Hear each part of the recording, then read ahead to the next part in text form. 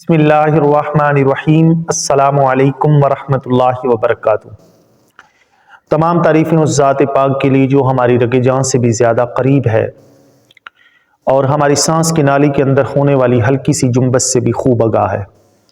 درود و سلام نبی آخر الزمان، خاتم الانبیاء، امام الانبیاء، سید البشر، افضل البشر، جناب محمد الرسول اللہ صلی اللہ علیہ وسلم کی ذات مقدسہ مطہرہ عالیہ پہ۔ عزیز بھائیو، ایک سوال جو میرے پاس آیا ہوا ہے وہ ہے عمران خان صاحب، ان کی بیوی بشرا بی بی، ان کی عدت کے دوران کیے گئے نکاح کے حوالے سے اور اس پر عدالتی فیصلہ، اور اس عدالتی فیصلے کی شرعی حیثیت کیا ہے، ہم اس کو انشاءاللہ جاننے کی کوشش کرتے ہیں۔ سب سے پہلے یہ بات سمجھ لیں کہ جب کوئی مرد کسی بیوی کو، کسی خاتون کو طلاق دے دیتا ہے، وہ پہلی طلاق ہو یا زندگی کے اندر دوسری طلاق ہو، تو اس کی عدت قرآن مجید کے مطابق ثلاثۃ قروء، 3 حیض ہے۔ اب جو 3 حیض ہے ان کو 90 ڈیز نہیں کہا جا سکتا۔ نمبر 1، پہلا مسئلہ ہم نے یہ سمجھنا ہے کہ 3 حیض کی جو لمٹ ہے وہ 90 ڈے نہیں ہے، بالفرض والمحال اس کو اگر شمار بھی کر لیا جائے، 3 مہینے اگر شمار بھی کیا جائے تو تب بھی وہ 90 ڈیز نہیں بنتے، کیونکہ وہ شمار ہوں گے اسلامی مہینے۔ نمبر 1۔ نمبر 2، بات یہ ہے کہ اگر کوئی بندہ اپنی بیوی کو پہلی یا دوسری طلاق دے دیتا ہے تو ظاہر ہے اس کی عدت 3 حیض ہے۔ اب جو 3 حیض ہیں اس کا وہ ایسے بھی ہو سکتی ہے کہ ایک آدمی نے اپنی بیوی کو طلاق دی اور اس سے اگلے دن اس کو حیض آ گیا، اور اب ظاہر سی بات ہے وہ اس کا پہلا منتھ جو ہے وہ تو چند دن کا ہی بنے گا، اس کے بعد وہ بھی ویسے بھی 2 مہینے، 2.25 مہینے بنتے ہیں، اس سے زیادہ نہیں بنتے۔ لیکن جب کوئی عدت کے اندر رجوع کرنا چاہے تو وہ رجوع کر سکتا ہے، اس کے لیے نئے نکاح کی ضرورت نہیں ہے۔ لیکن اگر عدت ختم ہو جائے تو پھر آگے چل کے اللہ تعالیٰ سورہ بقرہ کی آیت نمبر 232 کے اندر اللہ تعالیٰ وضاحت کے ساتھ بیان فرماتے ہیں کہ وہ نئے مرد کے ساتھ بھی نکاح کر سکتی ہے اور اپنے پہلے مرد کے ساتھ بھی نکاح کر سکتی ہے، اس کے اندر کوئی قباحت والی بات نہیں ہے، لیکن جب وہ عدت ختم ہو جائے۔ لیکن جب عدت ختم ہو گیا ہے تو ظاہر سی بات ہے وہ عورت آزاد ہے، آگے کسی بھی مرد کے ساتھ وہ نکاح کر سکتی ہے۔ اور اس کے اندر جو اہم سب سے زیادہ باریک نقطہ ہے وہ یہ ہے، وہ نقطہ یہ ہے کہ جب کوئی عدت ہے اس کے متعلق سب سے بہترین طریقے سے وہ عورت ہی بتا سکتی ہے جس کو طلاق ہوئی ہے، کوئی اور تو بتا ہی نہیں سکتا۔ ٹھیک ہو گیا؟ تو لہذا بشرا بی بی صاحبہ اور عمران خان صاحب انہوں نے بیان حلفی دیا ہے، اور بیان حلفی کے اوپر ظاہر سی بات ہے ان کی بیان حلفی کے اوپر اعتماد اور ٹرسٹ کیا جائے گا۔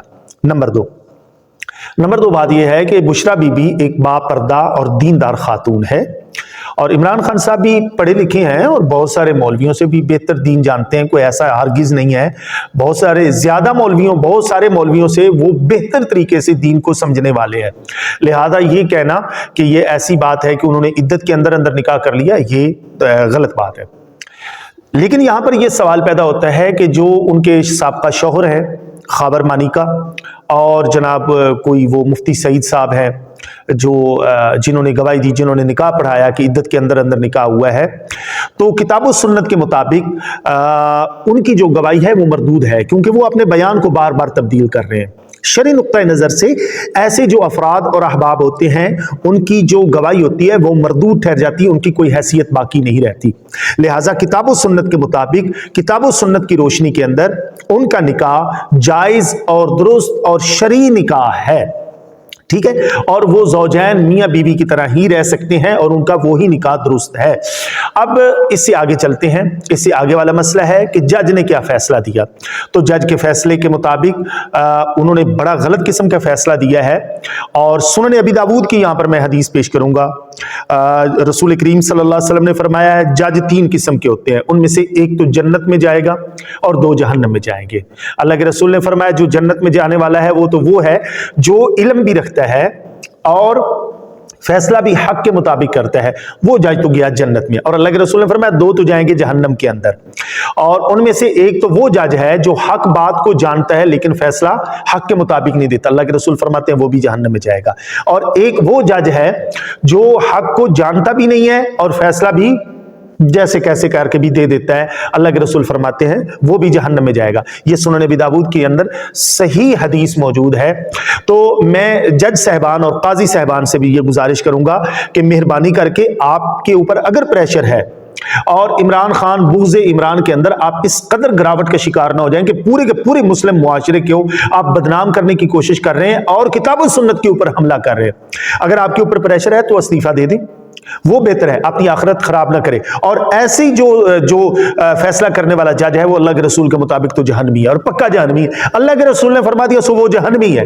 तो लिहाजा इस हवाले से गौर व फिक्र करना चाहिए और अपनी आखिरत को खुदारा जितने भी जज साहबान हैं उनके लिए मेरा दावत फिक्र है, लम्हा फिक्रिया है, उनको दावत फिक्र देता हूं। अगर आपके ऊपर प्रेशर है इस्तीफा दे दें, छोड़ दें, चले जाएं, कम से कम अपनी आखिरत खराब ना करें। बाकी अल्हम्दुलिल्लाह इमरान खान साहब का जो फैसला, इमरान खान साहब का जो निकाह है वो किताब और सुन्नत के मुताबिक है, वो मियां बीवी की तरह रहेंगे।